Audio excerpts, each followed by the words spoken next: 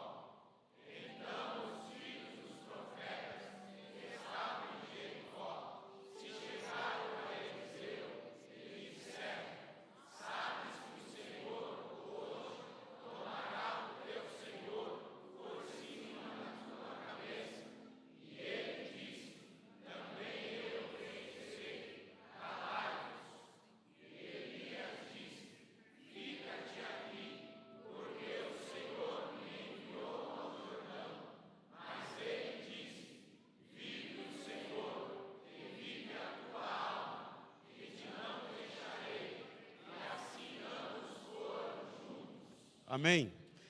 A leitura ficou bonita. Só não era esse capítulo. É o capítulo 6. Vamos lá. De novo, tá bonito. Talvez você não teve a oportunidade de ler a Bíblia hoje, né? Então vai ler porção dobrada. Diga assim: a Bíblia nunca é demais. Pastor não erra, pastor se engana, viu? Foi a Josi culpada, não foi? Que mistério, né? Deus tem um mistério. Então vou fazer a leitura bonita. Do 1 ao 6, do 1 ao 6. Segunda Reis, capítulo 6, do 1 ao 6. Agora lê mais forte ainda. Então eu vou ler assim: e disseram os filhos dos profetas a Eliseu. Aí vocês entram forte. E disseram os filhos dos profetas a Eliseu: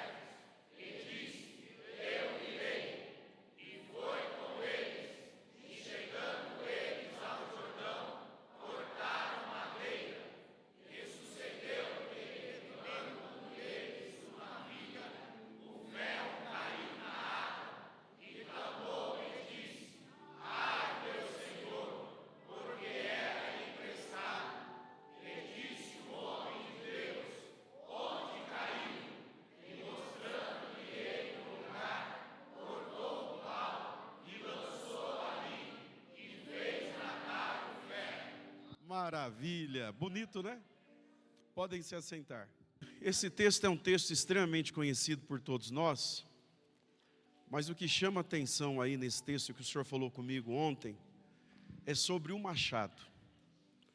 Teve um momento, logo que eu cheguei nessa igreja, o irmão Toninho Coelho, que está ali, evangelista da igreja, ele disse assim para mim, o retorno está melhorando, hein?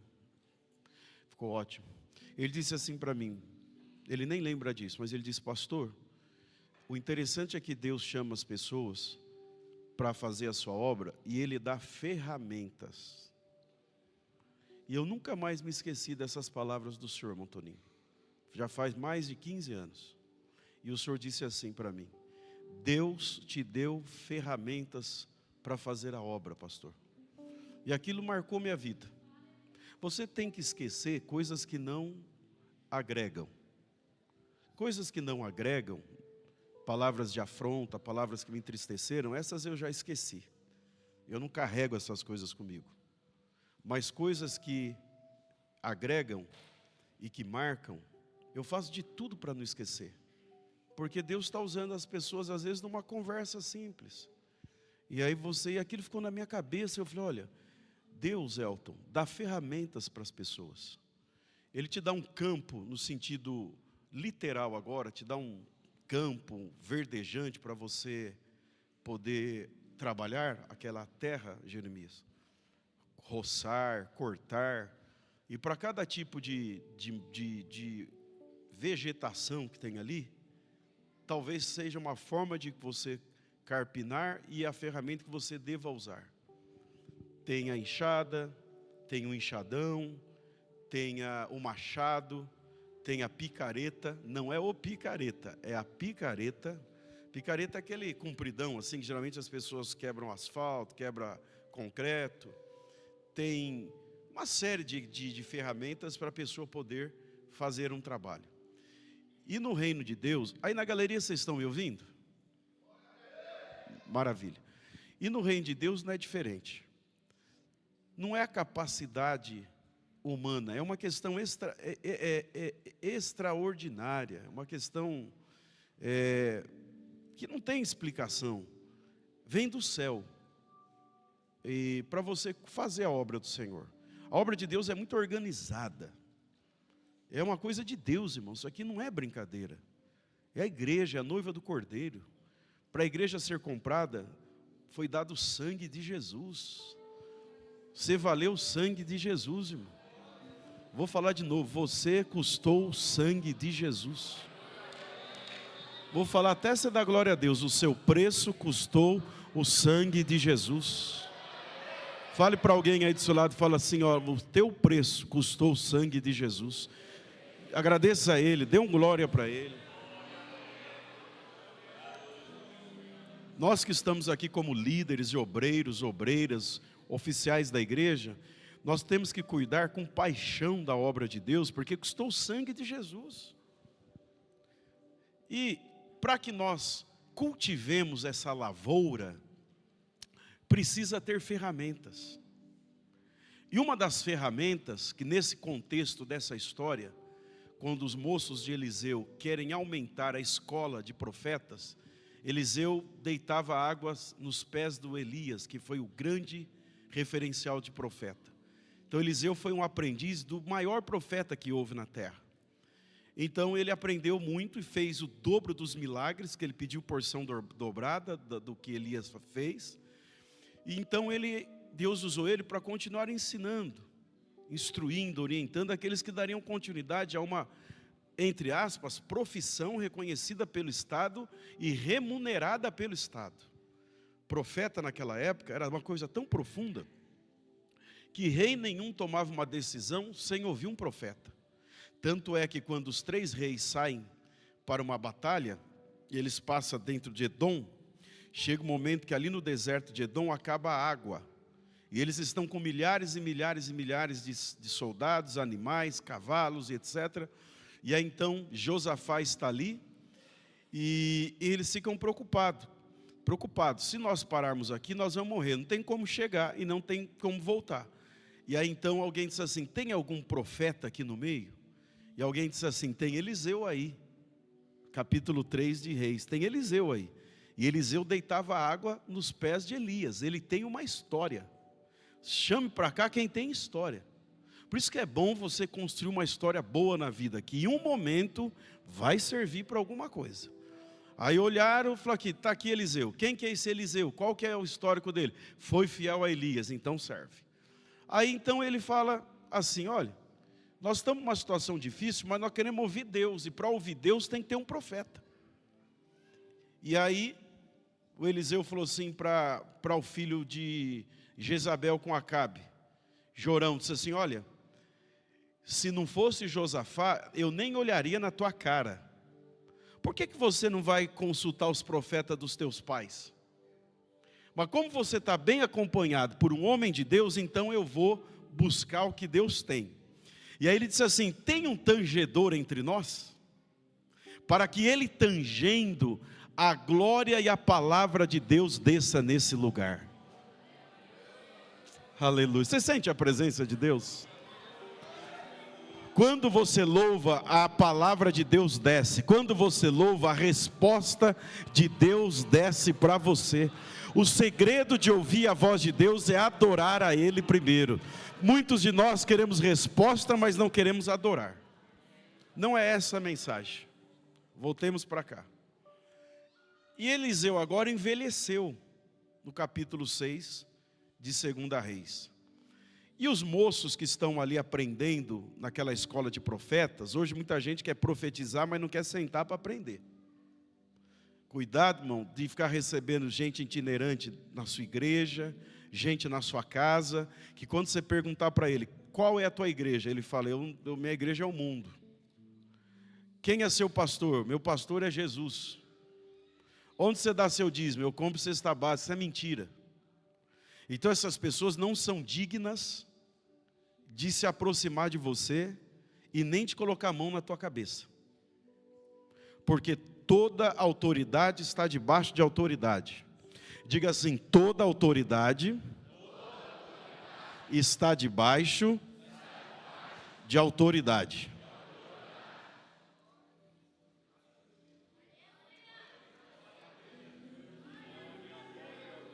Isso aqui é a Assembleia de Deus. Essa é uma igreja que essa igreja faz obreiros, forma obreiros, ensina a gente. Então, quando chamaram Eliseu, perguntaram quem é ele. Deitava. Quando perguntar, se você perguntar quem é teu pastor, quem é tua pastora, onde é que você dá dízimo, onde é que você toma a ceia, é por aí, é por aí. Clama, sai fora, que isso é fogo estranho.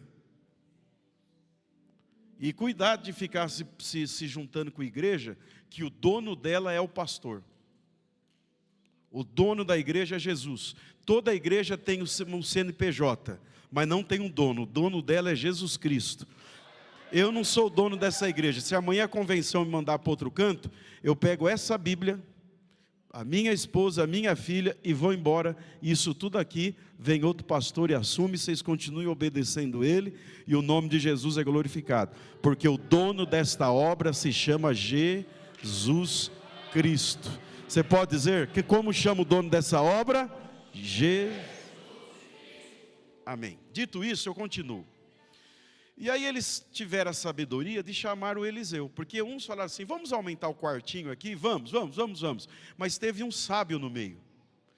Profeta, o senhor não se importa de ir conosco? Porque só um entendeu que o profeta não tinha mais força no braço, mas ele tinha segredo que o braço não tem. Nos antigos estão segredos que os jovens não têm. Você sabe por que a igreja Assembleia de Deus é uma igreja que passa por lutas, passa por batalhas, sofre perseguições, mas é uma igreja que só segue crescendo porque ela tem conselheiros. O homem que senta nessa cadeira tem 86 anos. O homem que senta do lado tem 81. Tem os mais jovens aqui, mas tem os antigos aqui. E eu estou no meio do equilíbrio. E eu tenho outros de cãs, cabelos brancos, que eu ouço. A Luciana ouve mulheres de cãs, cabelos brancos. Agora essas igrejas que nascem do nada, não tem conselheiro. Quando vem o primeiro vento, ela se acaba. Então você tem que entender uma coisa: você pode ter força na voz, você pode ter força no braço, você pode ter intrepidez, mas você não tem o segredo dos mistérios, que não se adquirem em meses, se adquirem em anos. Abre mais um pouco para mim, que estava melhor. Então guarda isso. Aí eles estão cortando madeira, o Eliseu não está cortando madeira, porque ele não tem força. Aí uma pessoa diz assim: o machado, ele escapou do cabo, porque aquela cunha não estava bem feita. E o machado escapa, e o machado cai na água. E aí o moço diz assim: ai meu senhor, esse machado era emprestado. E vou dar um conselho: se você é de emprestar coisa dos outros e não devolver, procura lá no meio das suas ferramentas, vê se não tem nada emprestado. Tupperware, essas irmãs que vai no lugar e pega coisa, vai na igreja, pede coisinha, vai na casa da sogra, leva um pouquinho. Pode ser até potinho de sorvete mesmo, que no calor você fala: meu Deus, tem sorvete, quando você abre é feijão. Quem já passou por isso, confessa. Que tribulação. Olha lá no meio dos seus livros, eu tenho 2 livros que eu devo para pessoas aqui da igreja. Olha lá no meio dos seus livros. E se você emprestou dinheiro também, pague, irmão. Porque você dá uma desavisada e fica esperando, achando que quem emprestou esqueceu. Ele não esqueceu, ele só está sendo educado. Diga assim: paga o que você deve, irmão. Não olha para o irmão não, olha para mim. Não tem problema. Isso aqui é uma reunião de ensino, isso aqui é a Assembleia de Deus, irmão. A gente não vive de oba-oba não, a gente vive de palavra. Você que está devendo, olha, irmão, satisfação é metade da dívida paga. Eu vou falar de novo: satisfação é metade da dívida paga. Tem obreiro que não consegue conviver comigo porque está devendo muito, aí eu vou ensinando, vai embora. Em vez de mudar de vida, muda de igreja. Fala assim, olhando para mim: irmão, o seu problema não é mudar de igreja, é mudar de caráter. Você não tem pelo menos um, né, para me ajudar? Ou será que todo mundo está com o caráter comprometido aqui? Então, o machado caiu na água. Mas graças a Deus que tinha um responsável ali que pôs a mão na cabeça e diz assim: ai meu Deus, machado era emprestado. Para que serve um machado espiritualmente falando? Pergunta para mim. Só se todo mundo perguntar. 1, 2, 3. Está vendo como você não está ligado no que eu estou falando? Para que serve um machado espiritualmente falando? Vamos lá, 1, 2, 3.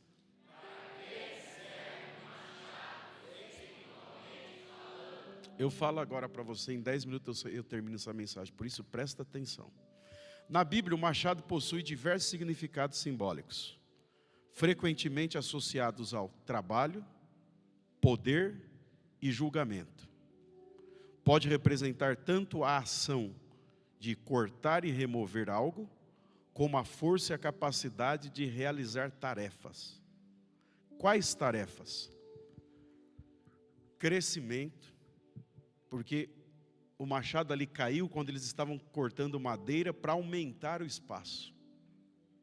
Crescimento, prosperidade, avanço, conquistas, evolução, ampliação de local e tomar posse de algo. Vou falar de novo, você repete.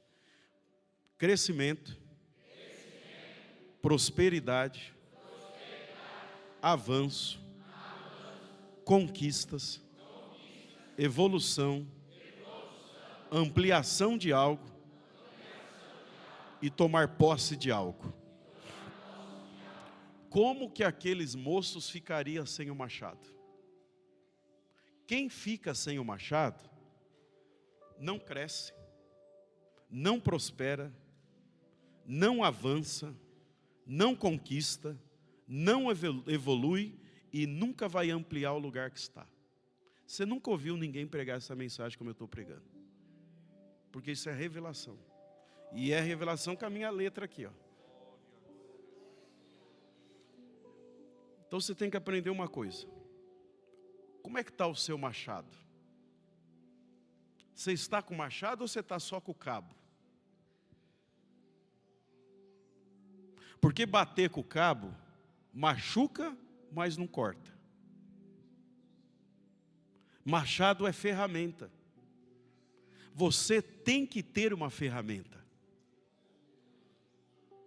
Nós que estamos no reino de Deus, estamos nessa função de liderança, você precisa crescer, criar o meio para o crescimento, criar o meio para a prosperidade. Nós, líderes principalmente, na onde você representa, se é professor de escola dominical, você precisa criar um meio de crescimento daquela classe. Não basta você falar, ninguém gosta de escola dominical. Inclusive você não gosta, porque você não está criando um ambiente de crescimento. Então você só está com o cabo, você já perdeu o machado. Mas lá onde eu estou pastoreando, nada prospera, porque você perdeu o machado. Só está com o cabo. Quando você vê alguém que só está com o cabo, você vê que não cresce, não prospera, não avança, passa anos e anos sem batizar uma pessoa para Jesus. Naquele lugar ali ninguém aceita Jesus. Naquele lugar ali ninguém conta testemunho de milagre. Naquele lugar ali não tem cura divina. Está gravando isso, né? Essa mensagem vai fazer muito sucesso por aí. Não que ela seja boa, no sentido de pastor pregando bem. É que a palavra de Deus para nós é de reflexão. Se você não está crescendo, irmão, você perdeu o machado. Se você não está prosperando, o machado caiu na água e você não percebeu. Se você não está avançando, você está só com o cabo. Se você não está conquistando agora, conquistar não é fácil. Você vai ter que enfrentar murmurador, você vai ter que enfrentar pessoas críticas, você vai ter que enfrentar você mesmo, porque você vai ter que ter disciplina. Se você não está evoluindo, é porque você perdeu o machado e não se preocupou em buscar ele de volta. Está batendo com o cabo ou está sendo indiferente. Se você não está ampliando a tua visão, primeiro para ampliar o lugar, você está sem o machado. E o menino diz, ai meu Senhor, não vai dar para a gente crescer sem o machado.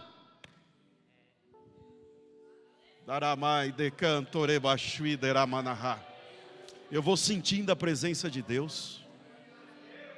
Eu não sei você, se você veio aqui para crescer, ou se veio aqui para poder eu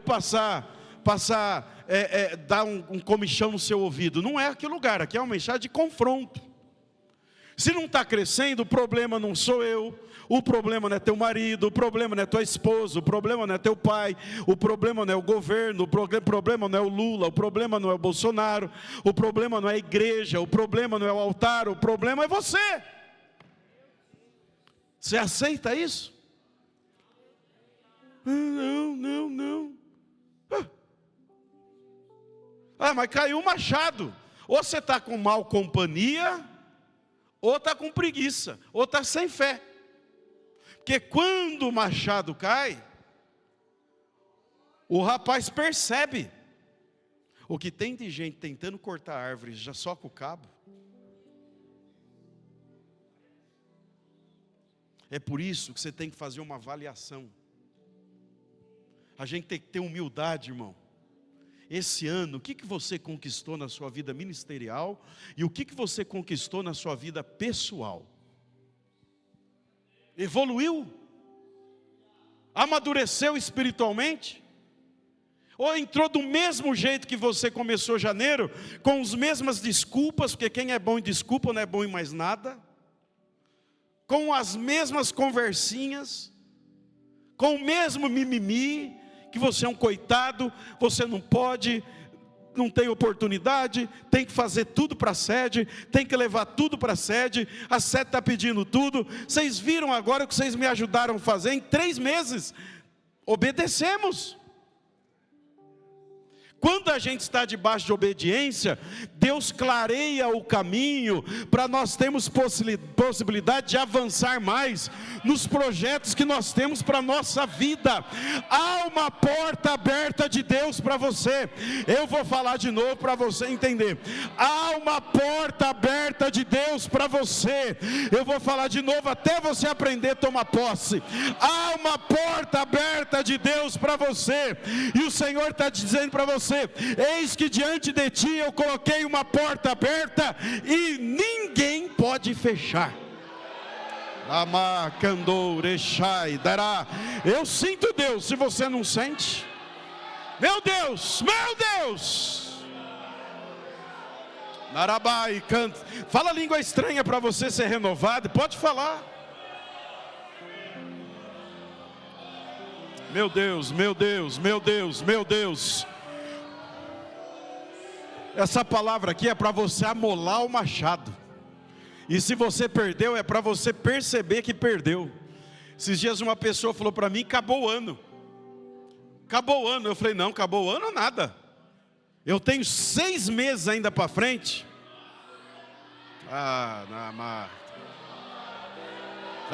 Quem está entendendo está dando glória. Fala para esse irmão: tem 6 meses ainda para milagres acontecer. Diga isso. E vai acontecer. Diga assim: e vai acontecer.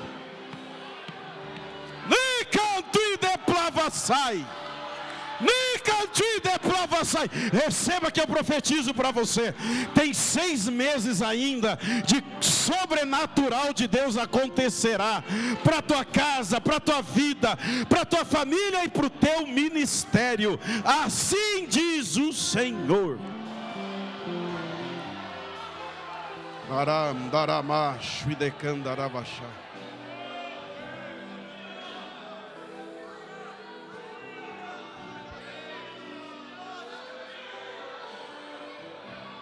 Pode dar glória a Deus. Quem está dando glória a Deus é que está recebendo a palavra. A palavra é viva, a palavra cria situações, a palavra cria situações, a palavra cria oportunidades aonde não tem, a palavra dá vida, a palavra abre porta, a palavra ressuscita, a palavra vivifica, a palavra cura, a palavra limpa, a palavra salva, a palavra habilita, a palavra abençoa, a palavra traz vida, a palavra vivifica, a palavra fecha a cova, a palavra levanta o homem caído, a palavra traz a existência. A palavra traz sonhos, a palavra faz, a palavra tem poder.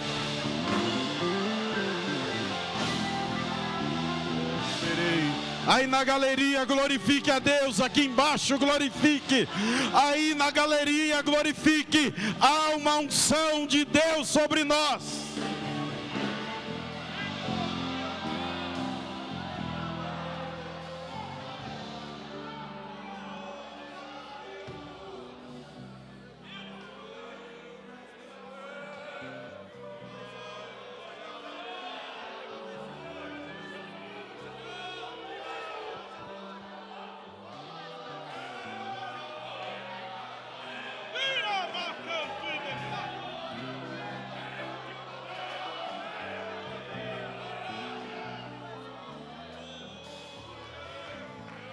Procura ver onde caiu esse machado. Procura ver. Seja humilde. O processo da cura de uma enfermidade acontece quando a pessoa reconhece que está doente. Enquanto ela não reconhece, ela está morrendo. Ela recebe um diagnóstico, ela fica desesperada. Começou a cura. Quando a gente consegue identificar onde está o problema, é mais fácil resolver, porque a gente gosta de pôr o problema nos outros. É do ser humano isso. Procura ver se você já não perdeu o corte. A história do machado que flutua, onde Eliseu fez o ferro flutuar, pode ser interpretada como um símbolo de restauração, recuperação de algo perdido ou danificado, de acordo com a palavra. Simples. Restauração, Recuperação de algo perdido ou danificado. Você perdeu alguma coisa no caminho? Está machucado? Está sem fé? Está desanimado? Dá para recuperar isso hoje. Chegou sem vigor? O Senhor recupera isso. Porque Ele chama o profeta, fala: profeta, o machado era emprestado. Aí vem a experiência do homem de Deus. Não subestime aquilo que os anos conseguem entender e que os dias não conseguem. Você ainda está nos dias de gatinhar. Não queira ensinar. Eu vejo pessoas às vezes na inocência, numa conversa comigo, eu estou sempre aberto a aprender, mas não com quem sabe menos do que eu. Conselho bom é de quem já está acima de você. Não vá buscar conselho em quem ainda não tem, que está abaixo de você, com todo respeito. Às vezes eu conheço pessoas que conhecem um pouquinho de Bíblia e numa conversa comigo, sem perceber, quer me disciplinar. Outro dia teve um evangelista aqui, há alguns anos, que falou assim: ei, pastor, o senhor precisa buscar mais. Olhei para a vida dele e falei: se você pagasse as pessoas que você deve, já estava bom. Mas não falei. Que é tanta reclamação de você para mim, não falei. Eu poupo você para nem a sua esposa saber, que ela não merece. E eu fiquei: o senhor, você já pensou, irmão? Não, pastor, porque isso na Bíblia, cuidado, pastor, faz assim. Vigia, irmão, vigia a sua língua. Tenha juízo na cabeça. O Lázaro foi ressuscitado. Jesus falou: sai para fora. Ele veio todo enfaixado. Jesus ressuscitou, mas a faixa não foi Jesus que tirou. E quando tirou a faixa, ainda assim ele estava cheirando morto. Tem gente que ainda está cheirando morto. Tirou a faixa, ressuscitou, mas está com cheiro de morto. Nós estamos te lavando e você quer ensinar.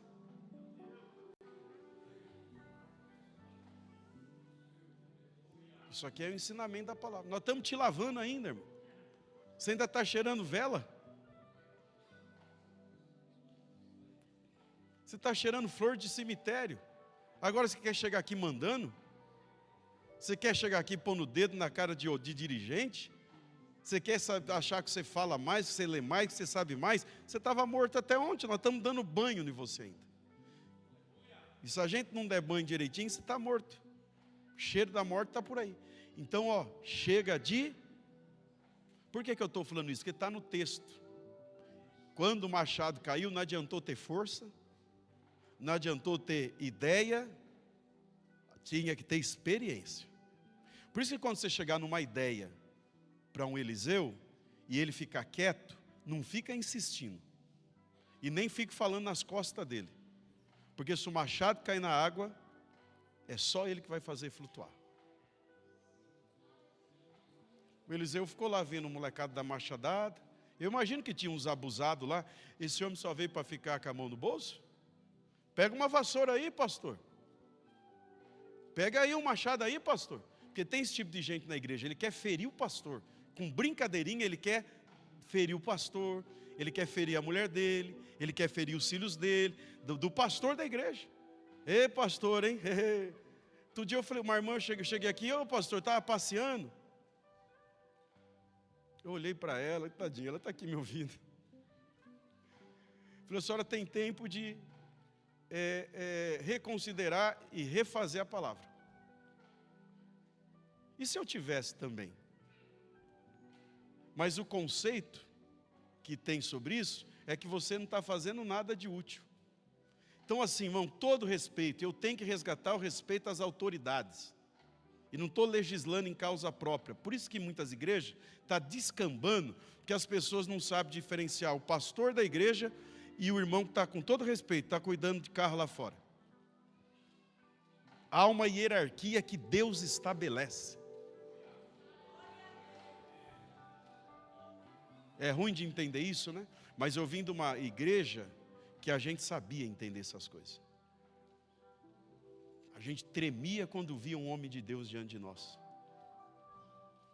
A gente tinha seriedade. Não que ele não é um ser humano, mas deixa parte dele a liberdade. Não tenha liberdade. Se ele te der liberdade, com cuidado você desfrute dela. Se ele não te der, não tome iniciativa você. Não vá no sorriso de um líder. Espera. Quem está entendendo, diga amém. Ei pastor, hein?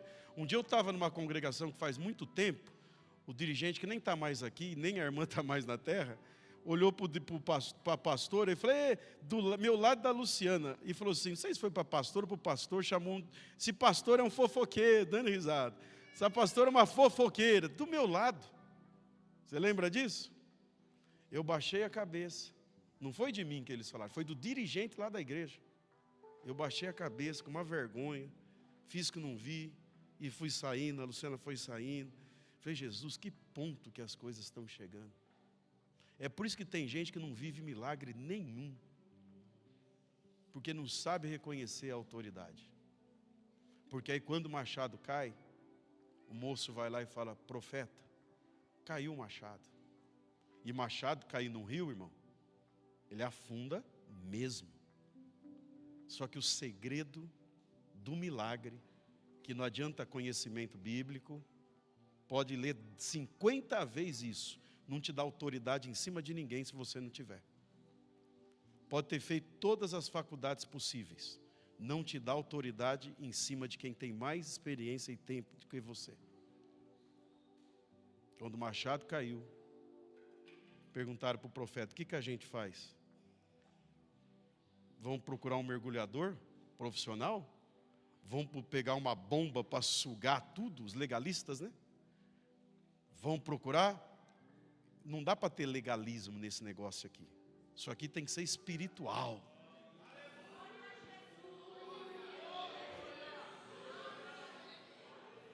Não adianta fazer conta, irmão. Conta, você tem que ser organizado. Mas se você viver de fazer conta, você nunca vai experimentar um milagre.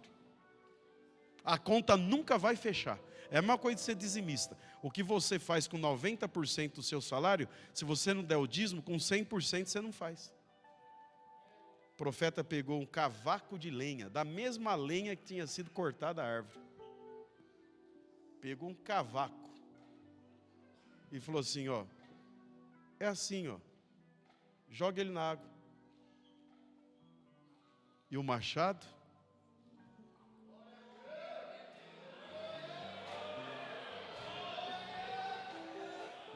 Diga assim, e o machado?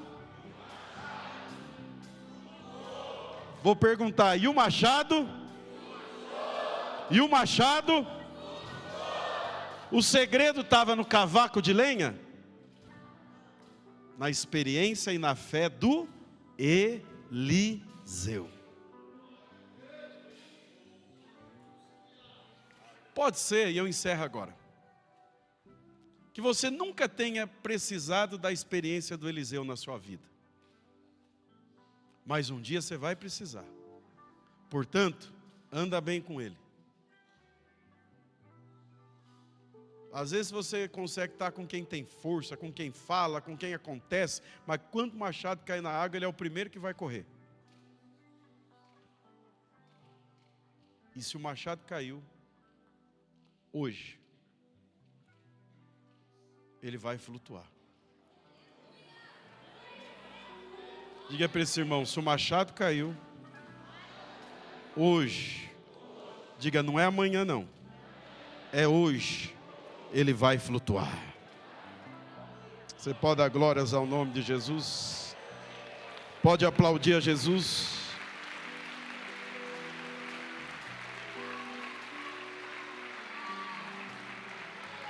Fica em pé em nome de Jesus. Nós vamos fazer uma oração agora, nesse mesmo clima que nós estamos. Você vai falar para Jesus, Jesus, se o meu machado perdeu o corte, me faça entender e começar eu a afiar esse machado hoje. Pode vir, grupo de louvor. Senhor, se o meu machado caiu do cabo, eu ainda não percebi, tudo eu reclamo, Tudo.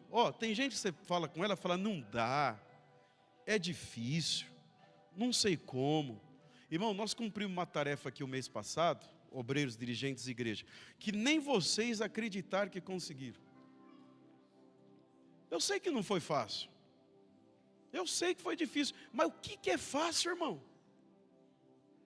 Alguém conhece alguma forma fácil de ter sucesso na vida? Me ensina, que eu não conheço.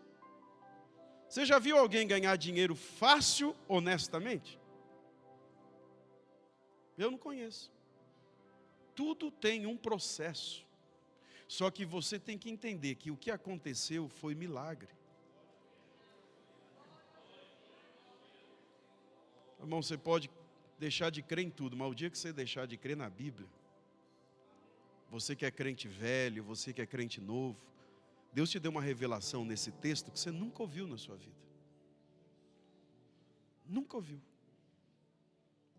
Eu nunca ouvi, mas Deus me deu. Isso aqui é uma fonte inesgotável. E aproveita que Deus está te dando. Eu falei para Deus, afie o meu machado hoje, Jesus. Se eu perdi meu machado, faça eu encontrar, porque eu preciso continuar crescendo. Eu preciso continuar prosperando. Eu preciso continuar avançando. Eu preciso continuar conquistando. E eu preciso continuar evoluindo. E eu preciso continuar ampliando o local que o Senhor me deu. Meu ministério precisa continuar a crescer. Vamos fazer uma oração agora? E nessa oração você já sabe que se o seu machado está afiadinho, está maravilhoso, peça para Deus afiar o meu, que eu preciso, porque eu uso o meu, viu, irmão? Tem gente que o machado está tão cego, não é de tanto usar, é de não usar. Está até enferrujado. Está até enferrujado, mas Deus vai desenferrujar esse machado. Irmão, porque esse ano ainda você tem que tomar posse de algo. Esse ano ainda você vai crescer mais. Esse ano você vai prosperar. Estou profetizando. Esse ano você vai avançar mais. Esse ano você vai conquistar mais. Esse ano você vai evoluir mais. E esse ano você vai ampliar as tuas tendas. Você crê em nome de Jesus? Então, em nome de Jesus, feche seus olhos e comece a orar. Eu não vou gritar para te motivar, mas eu queria que você falasse com Deus agora.